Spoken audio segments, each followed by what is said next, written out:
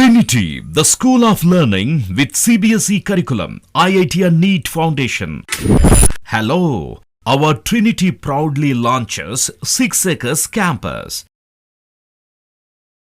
Trinity, the School of Learning, a CBSE curriculum, school with outstanding academic team from all corners of the country. Boasting state-of-the-art modern facilities with a strong emphasis on IIT, JEE, NEET Foundation. Facilities offered: AC classrooms, digital smart screen in every classroom, digitally supported CBSE curriculum, outstanding academic team, student-centric learning supportive curriculum, IIT, JEE and NEET Foundation program, physics, chemistry, maths laboratory, music, dance room, spacious AC library, hostel facility available, sports offered: cricket, football, volleyball, basketball, badminton, skating, swimming, archery, athletics, table tennis and yoga అడ్మిషన్లు జరుగుతున్నవి. వివరాలకు సంప్రదించండి. Trinity, the school of learning, station road, Peddapalli. On call 8879529999. नमस्कार, मैं हूं वैष्णवी कथलकर. आप देख रहे हैं सीटीवी न्यूज हर कदम खबर की ओर. तो आइए नजर डालते हैं आपके पसंदीदा खबरें फटाफट में. गढ़चिरौली जिले के भक्तगण स्कॉर्पियो गाड़ी से शिरडी के साईं बाबा के दर्शन के लिए गए थे और वहां से लौटते समय उनका स्कॉर्पियो वाहन क्षतिग्रस्त हुआ. इस हादसे में एक व्यक्ति की मृत्यु तो 5 गंभीर रूप से घायल होने की जानकारी प्राप्त हुई है. यह हादसा 26 मई को सुबह 4 बजे के करीब बुल्ढाना के पास हुआ. ताड़ोबा में बाघ के दर्शन के लिए लगभग होड़ सी लग जाती है और जिप्सी चालक अपने पर्यटकों को बाघ के दर्शन करने हेतु कई सीमाएं लांघ जाते हैं, जिसका मोजर कल ताड़ोबा वन परिक्षेत्र में देखने को मिला. जब एक मादा बाघ रास्ते पर आई तो उसे चारों ओर से जिप्सी चालकों ने घेर लिया था. इस मामले में 10 जिप्सी चालकों पर कार्रवाई की गई. वहीं कुछ वन कर्मियों को भी निष्कासित किए जाने की जानकारी प्राप्त हुई है. ग्रीष्म ऋतु में अक्सर युवा वर्ग नदी नाले में तैरने के लिए निकल जाता है और अपनी जान गंवा बैठता है.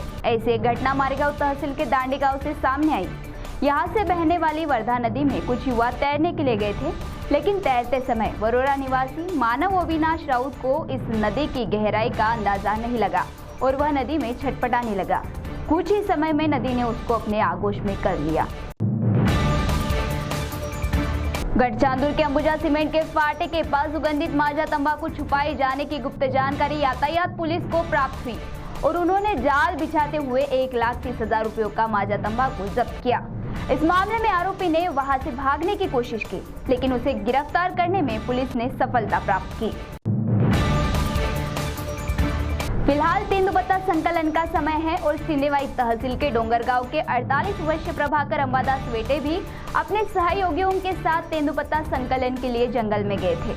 इस समय घात लगाए बैठे बाघ ने उन पर हमला किया. इस हमले में उनकी मृत्यु हुई. वहां के नागरिकों द्वारा इस बाघ का बंदोबस्त करने की मांग की गई है. राइट टू एजुकेशन यानी RTE की प्रवेश प्रक्रिया को लेकर कई मुद्दे उपस्थित किए गए थे और सभी तरफ उसकी आलोचना भी की जा रही थी, जिसके कारण अब राज्य सरकार ने फिर एक बार पुराने नियमों के तहत RTE को प्रवेश देने की प्रक्रिया शुरू की है और यह प्रक्रिया 31 मई तक जारी रहेगी. पुणे, नागपुर और जलगांव में हिट एंड रन की घटनाओं को देखते हुए चंद्रपुर में भी अब अल्पवयीन युवक जिस हिसाब से वाहन चलाते हुए नजर आ रहे हैं, उन पर अंकुश लगाने की मांग शिवसेना द्वारा की गई. आमतौर पर चंद्रपुर में भी कई युवा वर्ग जिनकी आयु 18 साल से कम है, वह तेज रफ्तार से वाहन दौड़ाते हुए नजर आ रहे हैं. राज्य में विशेषकर विदर्भ में तपती गर्मी से आम नागरिक बहुत ज्यादा परेशान हो रहा है, लेकिन उनको कूलर या AC का सहारा तो भी मिल जाता है. लेकिन रास्तों पर भटकते भिखारी, इनके लिए यह तपती गर्मी जानलेवा साबित हो रही है, जिसके कारण प्रशासन से मांग की गई कि इन भिखारियों के लिए भी कुछ विशेष उपाय योजना करे. टेलरिंग का व्यवसाय करने वाले एक पति ने अपने पत्नी पर चाकू से हमला कर उसे जान से मार देने की घटना राजौरा तहसील के तुलना में सामने आई. 26 मई को जब आरोपी की पत्नी तेंदुपत्ता संकलन के लिए जंगल में गई और लौटते समय आरोपी उसके साथ था, रास्ते में ही उसने पीछे से अपनी पत्नी पर चाकू से वार किया उसके साथ और एक अन्य महिला भी थी। उसे भी मारने की उसने कोशिश की, लेकिन वह भाग जाने में सफल हुई। तो CTV न्यूज हर कदम खबर की ओर में, ये थी खबरें फटाफट। मिलते हैं कुछ ही देर में नई खबरों के साथ। आप बने रहिए CTV के साथ।